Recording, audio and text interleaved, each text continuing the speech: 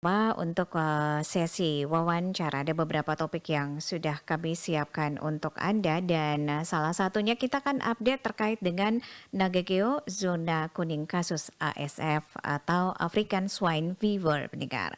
Beberapa bulan lalu ya di awal tahun 2024 kami RRI ND juga update ya soal kasus ASF di Nagekeo di mana terdapat peningkatan kasus babi mati akibat terserang ASF ini. Dan pagi ini pun kami akan update kembali terkait dengan Nagekeo sudah masuk zona kuning ini pendengar ya. Nah ini apakah sebelumnya pernah berada di zona merah karena terjadi peningkatan kasus tersebut dan ini berapa jumlah kasus yang ada begitu ya tercatat pada Dinas Peternakan Kabupaten Nagekeo dan apa strategi yang disiapkan oleh pemerintah Kabupaten Nagekeo untuk menekan jumlah babi yang mati begitu mendengar akibat ASF ini. Kita sudah bersama di ujung telepon saat ini bersama Kadis Peternakan Kabupaten Nagekeo Clementina Dawo. Kanal informasi dan inspirasi Bersatu. Ibu Clementina selamat pagi. Selamat pagi, Bu. Oke, Ibu, terima kasih sudah meluangkan waktu untuk bisa update terkait dengan kasus ASF yang ada di Nagekeo saat ini sudah berada di zona kuning. Apakah sebelumnya Nagekeo pernah berada di zona merah begitu untuk kasus ASF ini? Kalau iya, berapa jumlah kasus yang tercatat pada Dinas Peternakan Kabupaten Nagekeo, Bu? Terima kasih, Bu Leli. Dapat kami sampaikan untuk kasus ASF, dia menyebar sejak bulan Februari sampai dengan Mei tercatat. Memang kita tidak bisa mendata secara keseluruhan, tetapi dari hasil pantauan itu sudah mendekati di atas 1.000. Di atas 1.000 ya. Nah, ya, di atas 1.000. Oke. Berarti ini Ya, boleh dikatakan pernah berada di zona merah begitu, Ibu Clementina? ya, boleh dikatakan di zona merah. Karena kasus kematiannya cukup meningkat sejak bulan Februari sampai dengan Mei. Oke, dan Ya. sejak kapan Nagekeo ini sudah berada di zona kuning untuk kasus ASF ini, Bu? Ya, untuk zona kuning ini hasil pantauan kami memasuki di bulan Juli hampir tidak terdapat kasus kematian babi ini. Nah, kami boleh menyatakan itu zona kuning, tidak berarti harus zero karena Iya. hasil pantauan kami untuk virus ini kan kita belum tahu penyebarannya. Jadi kami masih melakukan pemantauan terus. Untuk sementara kami sampaikan bahwa itu masih di zero kuning. Hmm.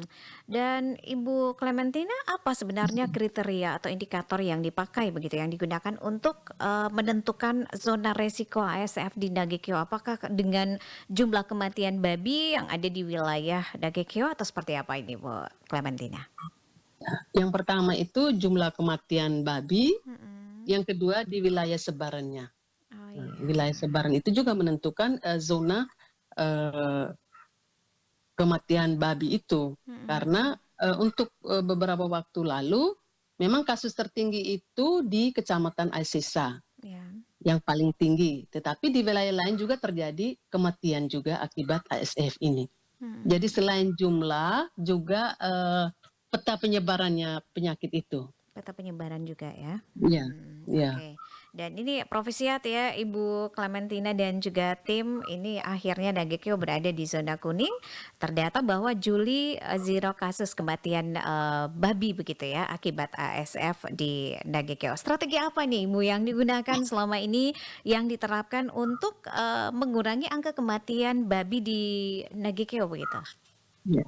Strategi yang dinas lakukan paling pertama itu komunikasi, informasi dan edukasi terutama di pasar. Itu pada saat awal kita mengkomunikasikan bahwa sudah terjadi penyebaran Ya. kepada masyarakat atau peternak harus waspada. Yang kedua kaitan dengan komunikasi soal biosecurity. Oke. Setelah itu dengan melihat penyebaran kasusnya sudah makin meningkat, kami naikkan melalui pengumuman. Setelah pengumuman instruksi bupati. Nah, dalam instruksi bupati ini kita benar-benar sudah membatasi kaitan dengan lalu lintas ternak, baik yang berada di wilayah Kabupaten Nagekeo maupun lalu lintas antar kabupaten dan antar pulau. Sampai sekarang instruksinya belum kami cabut. masih berlaku dan sekarang memang tidak ada akses untuk penjualan dan lain-lain itu tidak ada di Nagikeo. Penjualan di pasar maksudnya. Oke. Baik, Ibu. Ya. Nah, dengan adanya Nagikeo berada di zona kuning kasus ASF ini, apakah ke depannya nanti aturan-aturan yang tadi mungkin agak sedikit dilonggarkan begitu Ibu Clementina, ataukah tetap begitu berlaku dengan aturan yang sama? Baik Ibu, ini juga dalam diskusi kami, kami sudah merencanakan. Kami pantau lagi untuk 1-2 minggu ke depan ini. Oke. Jika sudah tidak terjadi kematian, kami akan mengeluarkan lagi instruksi Bupati menyiapkan nanti akan ada akses lagi atau penjualan, tetapi masih di wilayah Nagikeo saja. Ini dalam konsep kami. Jangan keluar ataupun masuk. Kita hanya membatasi lalu lintasnya hanya sebatas di Kabupaten Nagikeo karena jujur Ibu banyak juga pengeluhan masyarakat karena dengan membatasi ini ya ekonomi masyarakat juga sudah makin terganggu karena sebagian besar juga penghasilannya juga dari babi. Selain itu juga karena harga sekarang karena dengan kasus ASF harga ditentukan sebebas-bebasnya dengan tidak wajar, harganya tidak wajar karena ASF. Ya, Oke. jadi kami merencanakan 1-2 minggu ke depan kami pantau lagi, akan kami tindak lanjuti dengan instruksi dalam rencana kami untuk membuka. Kami tidak membatasi sampai dengan sekarang karena juga ada pertimbangan-pertimbangan dengan kebutuhan masyarakat.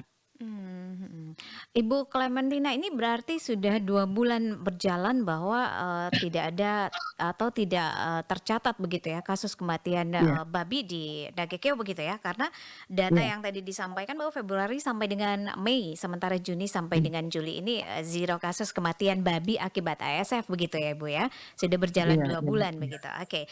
Nah, apa langkah-langkah yang diambil untuk terus menekan dan juga mencegah penyebaran ASF ini untuk di masa-masa yang mendatang begitu, karena kalau misalnya sudah masuk itu otomatis penyebarannya juga cepat begitu Ibu ya. Ya. Langkah yang paling pertama itu pembatasan lalu lintas ternak terutama dari luar kita masih membatasi. Yang kedua soal produk olahan. Nah, kita terus lakukan pengawasan di daerah-daerah perbatasan. Dengan petugas yang ada kita optimalkan untuk membatasi lalu lintas ternak, itu yang paling pertama. Yang kedua, tetap kita komunikasi soal biosecurity karena yang paling besar juga mempengaruhi itu adalah biosecurity. Kebersihan kandang, pakannya dan manajemen lainnya itu yang sangat mempengaruhi akibat kematian babi itu. Oke, jadi ini beberapa catatan penting yang terus diupayakan untuk dilakukan oleh masyarakat bersama pemerintah daerah setempat begitu ya, untuk terus menekan angka kematian babi akibat ASF. Ibu, apa yang menjadi pesan Anda, harapan Anda ke depannya? Pesan kami untuk masyarakat yang paling pertama tetap menjaga biosecurity atau kebersihan kandang itu karena semua ini kembali kepada perilaku masyarakat itu sendiri. Yang kedua, jika instruksi ini belum dibuka, kita masih tetap berharap masyarakat dengan kesadaran untuk tidak lalu lintaskan ternak, apalagi dari daerah-daerah yang sudah terindikasi ASF ini.